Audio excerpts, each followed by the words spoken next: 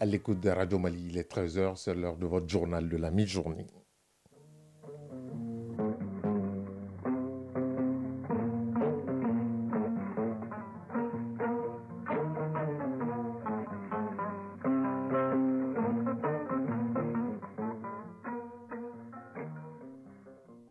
Le journal Ousmane Daou.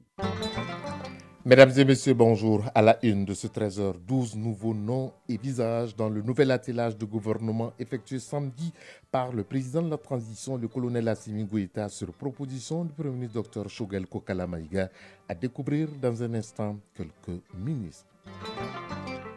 Dans notre dossier de ce lundi, Bourama Traoré nous parlera de la couleur rouge. Si certains l'apprécient, d'autres encore moins. Tout savoir sur la couleur rouge dans quelques instants. Hors du Mali, sera-t-il candidat à la présidentielle? La réponse ce soir du président Macky Sall qui va s'adresser aux Sénégalais pour mettre fin à la polémique. Au Burkina Faso, le président de la transition, le capitaine Ibrahima Traoré, a opéré des changements à la tête du commandement de l'armée du Faso. Pendant ce temps, au Togo, le gouvernement va en guerre contre les écoles clandestines. Décision, plus de 250 seront fermées à la prochaine réouverture des classes. Et en sport, Fotigi Tunkara sera là pour le tour de l'actualité sportive avec en filigrane le championnat national de football Ligue 1, 28e journée. À 2 journées de la fin, le duel pour le titre entre l'Astral de Bamako et le Doliba AC passionne davantage. Mesdames et messieurs, bonjour. Merci d'avoir choisi Radio Mali pour vous informer en ce lundi 3 juin 2023. Je le disais dans les titres, remaniement ministériel au Mali depuis samedi 1er juillet. Dans un décret présidentiel publié sur la télévision nationale, 11 ministres dont 4 femmes quittent le gouvernement pour laisser la place à 12 nouvelles personnalités. Parmi elles, 4 femmes également. Le décryptage de ce nouvel attelage gouvernemental, c'est avec Mahamadou Kouni. Le remaniement ministériel de ce 1er juillet 2023 intervient 2 ans et 20 jours après la formation du gouvernement du 11 juin 2021 dirigé par le Premier ministre Choguel Kokala Maïga. Le décret présidentiel de ce samedi touche 15 ministres de l'ancienne équipe. Parmi eux, 11 dont 4 femmes quittent complètement le gouvernement, toujours conduit par Choguel Kokala Maïga. Les 4 autres concernés par le réaménagement restent en place, mais 3 changent de portefeuille. Il s'agit de Amadou Keïta qui laisse l'enseignement supérieur pour devenir le nouveau ministre des Mines. Moussa Ag Ataher quitte les sports et la jeunesse pour s'occuper désormais des Maliens établis à l'extérieur et de l'intégration africaine. Un département précédemment tenu par Alamdou Ag Ilien qui prend la tête de la communication, de l'économie numérique et de la modernisation de l'administration. Quant à Youbaba, auparavant ministre délégué chargé de l'élevage et de la pêche, il reste à son poste tout en devenant ministre plein. 12 nouvelles personnalités font leur entrée dans le gouvernement, parmi elles 4 femmes. Colonel Assa Badialo Touré, jusque-là conseillère spéciale du président de la transition. Elle devient ministre de la Santé et du Développement social, alors que Bintou Kamara prend la tête du ministère de l'Énergie et de l'Eau. C'est également une dame qui va s'occuper de l'entrepreneuriat national, de l'emploi et de la formation professionnelle. Elle s'appelle Bakayoko Aminata Traoré, pendant que Mariam Maïga sera à la promotion de la femme, de l'enfant et de la famille. Les autres entrants sont Amadou Si Savané à l'éducation nationale, Bourema Kansai, enseignement supérieur et recherche scientifique. Au ministère du Travail, de la fonction publique et du dialogue social, on retrouve Fassoun Koulibaly, pendant que Lassine Dambélé arrive au département de l'agriculture. Le nouveau ministre de la Jeunesse et des Sports, chargé de l'instruction civique et de la construction citoyenne, est Abdul Karim Ibrahim Fomba. Le banquier Moussa Alassane Diallo hérite du portefeuille de l'industrie et du commerce. Imran Abdoulaye Touré s'occupera du ministère de l'urbanisme, de l'habitat, des domaines, de l'aménagement du territoire et de la population.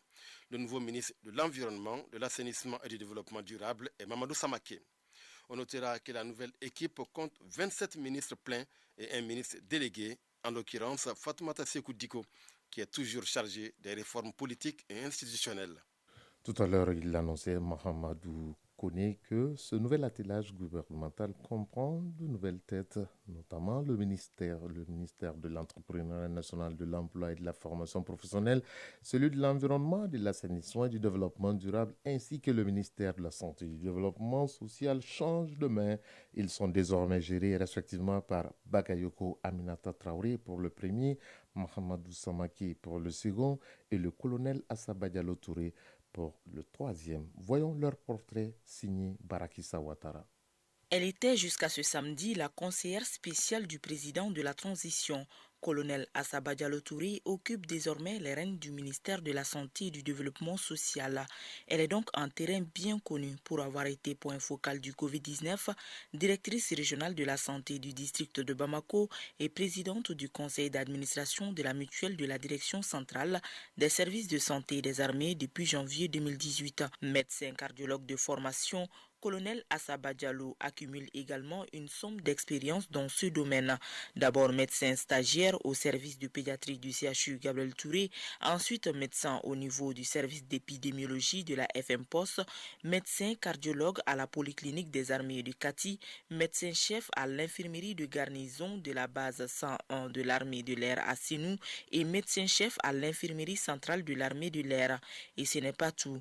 La nouvelle ministre de la Santé a d'autres cordes à son arc.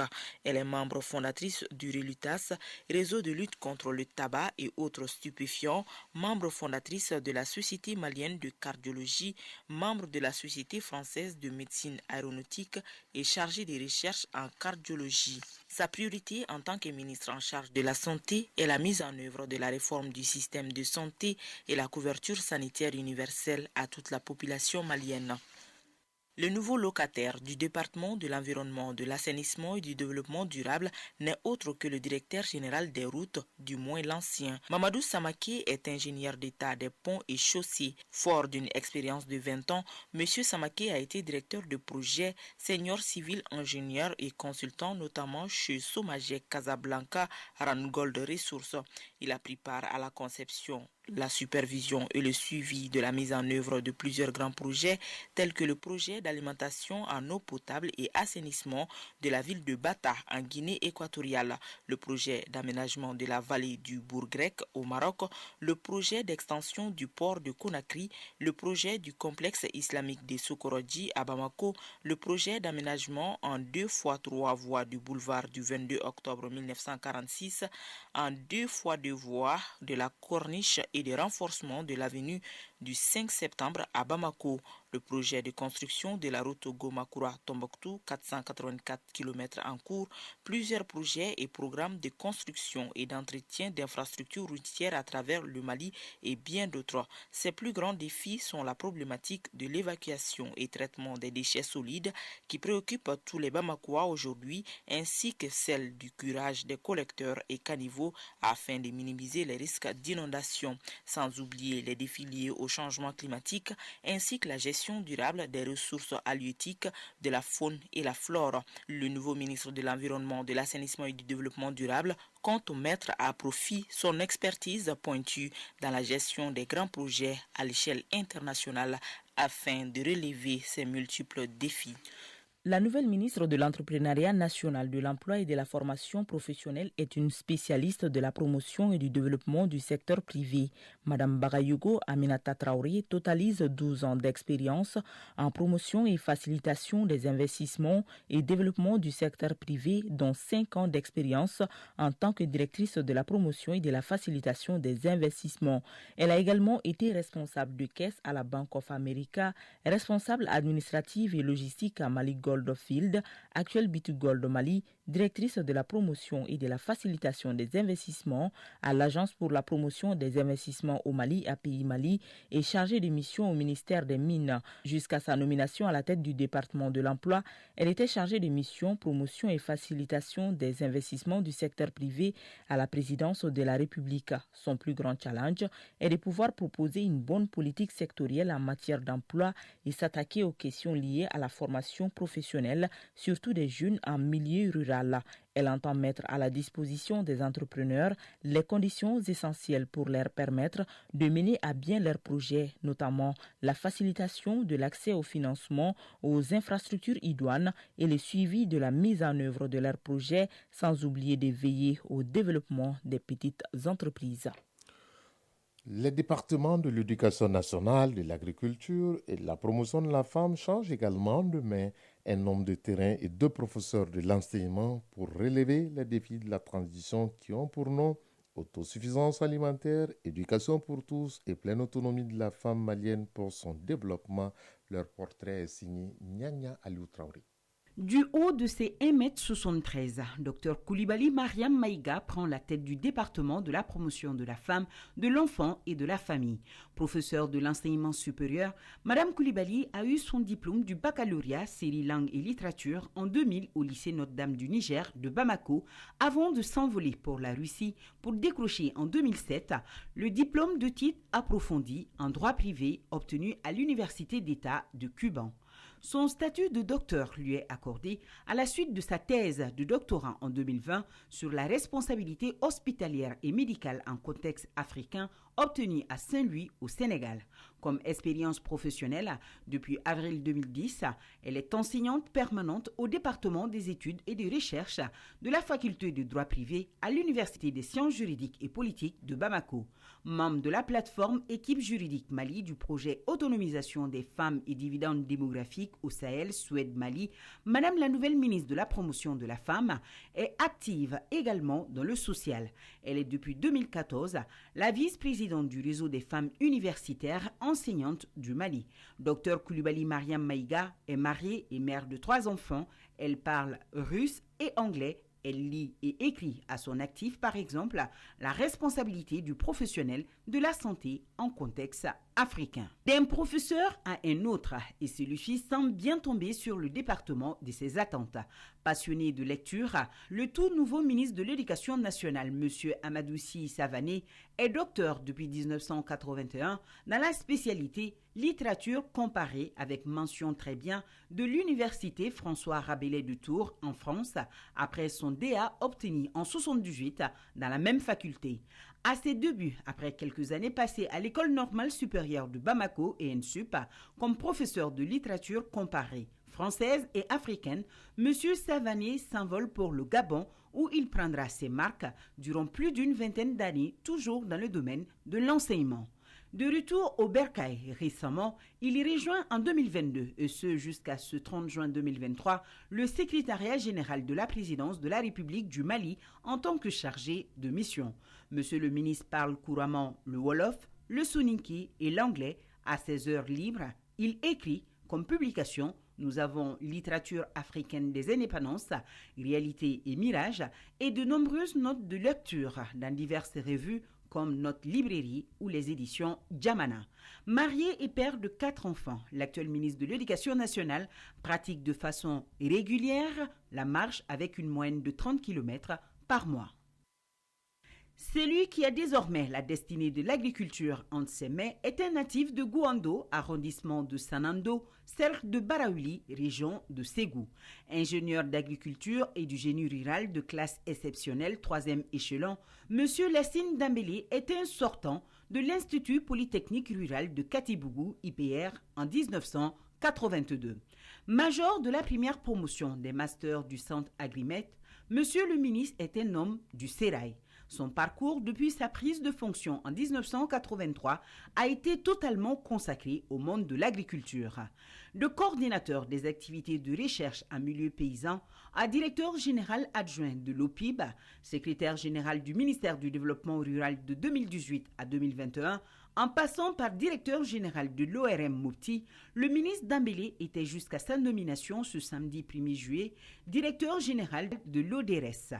Homme de terrain, M. le ministre s'est dit conscient des tâches qui l'attendent et compte relever les défis avec à la clé des changements majeurs de la pratique quotidienne.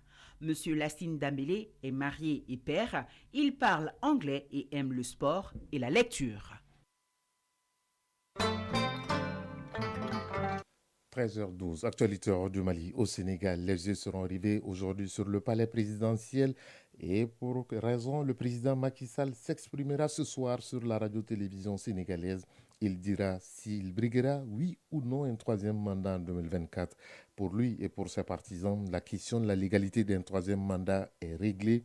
Tout le débat tourne autour de la Constitution qui n'autorise en effet que 2 mandats consécutifs, mais en passant du septennat au quinquennat, Macky Sall affirme avoir remis les compteurs à zéro. De son côté, son opposant Ousmane Sonko s'est lui déjà exprimé via les réseaux sociaux, condamné à 2 ans de prison le 1er juin dernier pour corruption de la jeunesse. Il a appelé ses partisans à sortir massivement dans la rue pour finir le combat. Au Burkina Faso, le président de la transition, le capitaine Ibrahima Traoré, a procédé à des nominations au sein des bataillons d'intervention rapide, des régiments d'infanterie commando et de certains groupements des forces de sécurisation. Ces nominations surviennent après une série d'attaques ayant visé les forces armées et les volontaires pour la défense de la patrie. La semaine dernière, une série d'attaques au cours de laquelle des dizaines de soldats et des volontaires pour la défense de la patrie avaient perdu la vie. Au Togo, le gouvernement en guerre contre les écoles privées non en règle. Après une enquête du ministère de l'Éducation, 255 écoles ne remplissent pas les différents critères obligatoires. Après ce constat, le gouvernement a décidé que les portes de ces écoles privées resteront fermées à la rentrée prochaine, considérées comme clandestines. Au Congo-Brazzaville, le Premier ministre Anatole Collinet Makosso a annoncé que son pays va introduire la biométrie lors de la présidentielle de 2026. Cette introduction de la biométrie, qui est réclamée par l'opposition depuis des années, sera une avancée majeure pour sécuriser les élections, a déclaré un responsable de l'opposition et a demandé et proposé au gouvernement une concertation avant l'introduction de cette technologie. Parlons à présent de notre dossier de tous les lundis consacré aujourd'hui à la couleur rouge.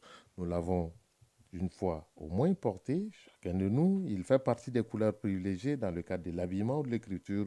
Le rouge, c'est de lui qu'il s'agit, mais au-delà de ses fonctions, la couleur a une portée spirituelle puisqu'elle symbolise le sang dans la tradition malienne, sang parfois versé pour prévenir un mal ou satisfaire un besoin. Le grand format, donc de ce lundi, en rediffusion, s'intéresse à la couleur rouge sous sa forme ambivalente avec Brahma Traoré. Chaleureuse, énergique, pénétrante et dans une certaine mesure rassurante, que des qualificatifs pour décrire la couleur rouge.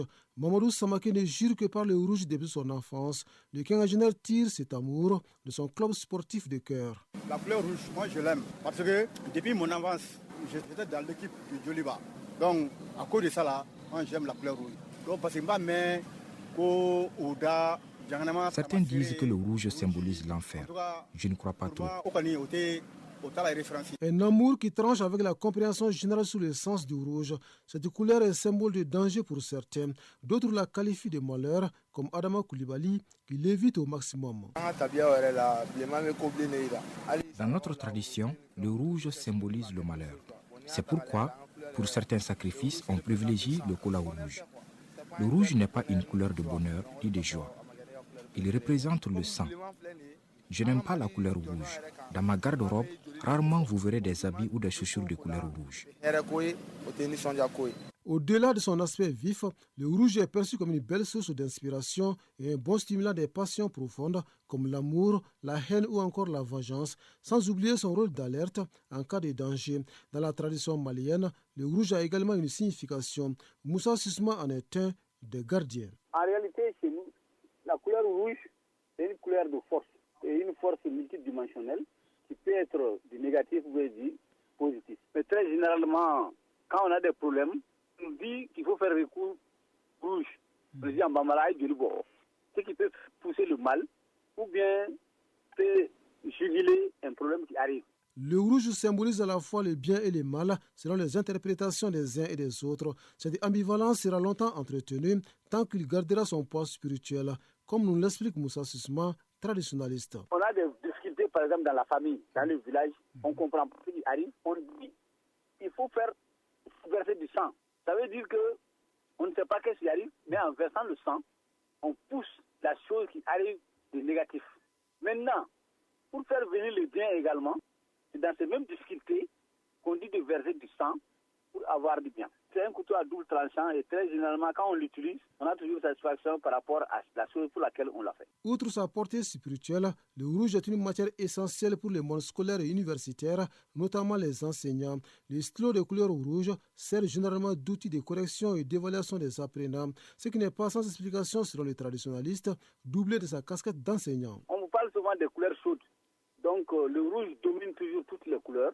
Et on préfère ne pas trop l'utiliser comme les autres. Mais si on l'utilise, c'est vraiment pour extérioriser quelque chose, mettre en exergue quelque chose. Bien que l'islam privilégie la couleur blanche selon une recommandation prophétique, le rouge n'est point interdit. Au niveau de l'habillement ou d'autres usages, la couleur n'a aucun impact sur la foi. Mahamadou Kouma est imam.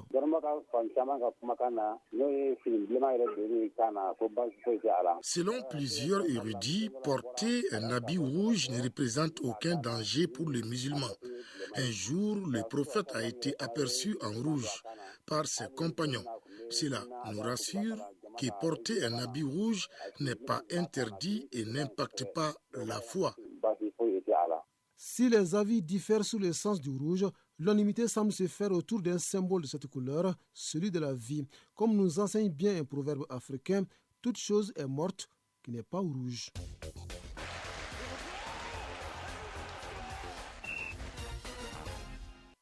Il ne porte pas de couleur rouge, même si ça fait partie de ses couleurs préférées, mais il est là pour nous parler sport avec Fotigui Tunkara. Bonjour Fotigui. Bonjour Ousmane Daou, bonjour à tous. On va commencer par le championnat national de Ligue 1, 28e journée. Nous sommes en football. À 2 journées de la fin, le duel s'annonce serré pour le titre entre l'AS Real de Bamako et le Djoliba Assi. Absolument, ces deux équipes, comme vous venez de le dire, sont donc au coude à coude des journées donc, de la fin du championnat. En tout cas, la 28e journée qui a donc pris fin hier avec notamment 3 matchs au programme. L'AS Real de Bamako a disposé d'un 11 cratère de Niarala, 3 buts à 2.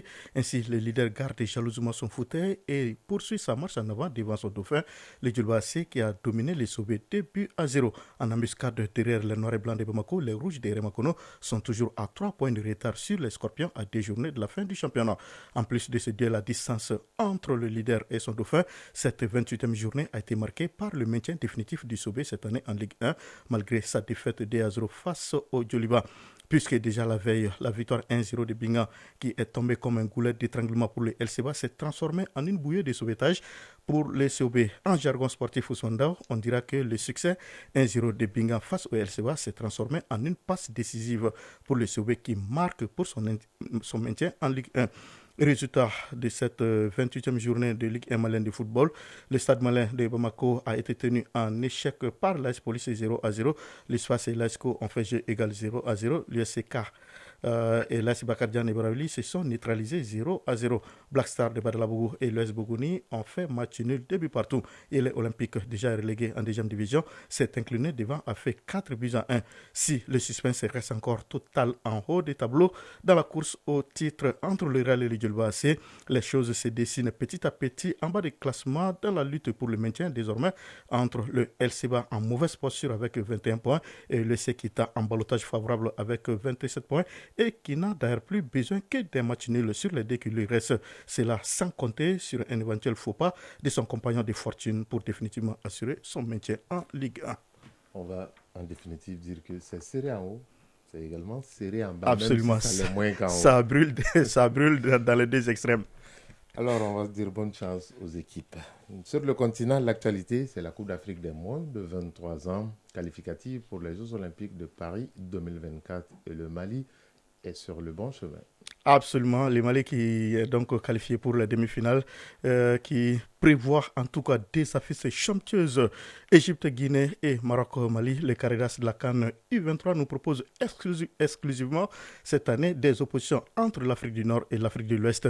En première demi-finale demain mardi à 17h temps universel au stade de Tanger, l'Égypte affrontera la Guinée-Conakry. Tenant du titre, les jeunes pharaons sont sortis premiers du groupe B avec 7 points, tandis que le Sili Espoir a terminé deuxième du groupe A.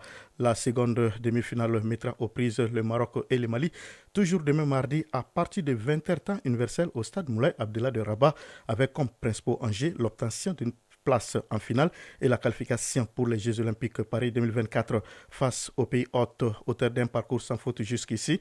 Les Aigles Espoirs du Mali vont devoir à nouveau sortir les grands jeux et forcer les dessins, comme c'était le cas samedi contre le Niger en troisième et dernier match de poule. Seule certitude pour l'instant, c'est que l'affiche de la finale de la CAN des moins de 23 ans et les deux premiers pays qualifiés pour les JO 2024 seront connus ce mardi à l'issue de ces deux demi-finales. On ne va que dire que ce sera le Mali. En tout cas, on va souhaiter bonne chance quand même aux Aigles Espoirs du Mali. Nous croisons les doigts pour eux. Et ils ont forcé leur destin à l'occasion de la Coupe du Monde des moins de 19 ans qui se joue en Hongrie. Il s'agit des jeunes Espagnols appelés Roito qui ont gagné le trophée. Absolument, vainqueur donc de la France, l'Espagne a remporté la Coupe du Monde de basket U19 en finale disputée hier en Hongrie. Les jeunes Espagnols ont battu leurs homologues français par 73 à 69 après prolongation.